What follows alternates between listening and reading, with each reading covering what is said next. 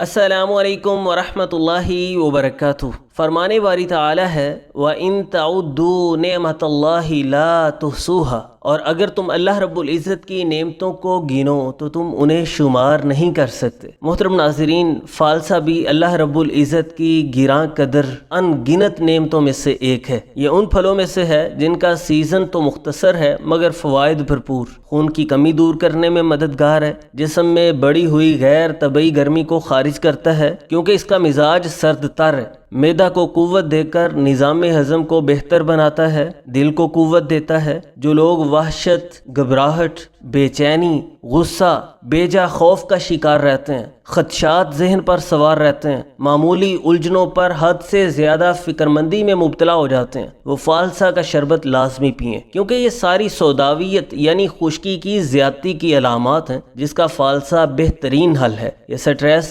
Anxiety کے اثرات کو دور کرے گا، بے چینی کو دور کرے گا، پیاس کی شدت کو ختم کرے گا۔ قے اور متلی کی صورت میں بھی فالسا کا استعمال بہت مفید ہے۔ پکا ہوا کھٹا میٹھا فالسا 20 سے 50 گرام روزانہ کھا سکتے ہیں، یا اسے پانی میں ڈال کر گرائنڈ کر کے پن چھان کر حسب ذائقہ میٹھا شامل کر کے بطور مشروب پی سکتے ہیں۔ فالسا بہترین مدیر بول ہے، یعنی پیشاب کھول کے لائے گا، پیشاب کی نالی کی جلن اور سوزش کو ختم کرے گا، گرمی کے بخار کو دور کرے گا کیونکہ یہ صفراویت کی زیادتی کو ختم کرتا ہے، اور موسم گرما میں عموماً صفرا کی حدت کے باعث لوگ بخار میں مبتلا ہوتے ہیں، تو یہ موسمی بخاروں کو یعنی گرمی کی وجہ سے ہونے والے بخار کو دور کرے گا، خون کی حدت ختم کر کے بدن کو سکون فراہم کرے گا۔ فالسا کا شربت جگر کی گرمی کو دور کرے گا، بے چینی کی وجہ سے جو پرسکون نیند نہیں آتی وہ شکایت دور ہوگی، انشاءاللہ پرسکون نیند آئے گی، آپ کے بدن کی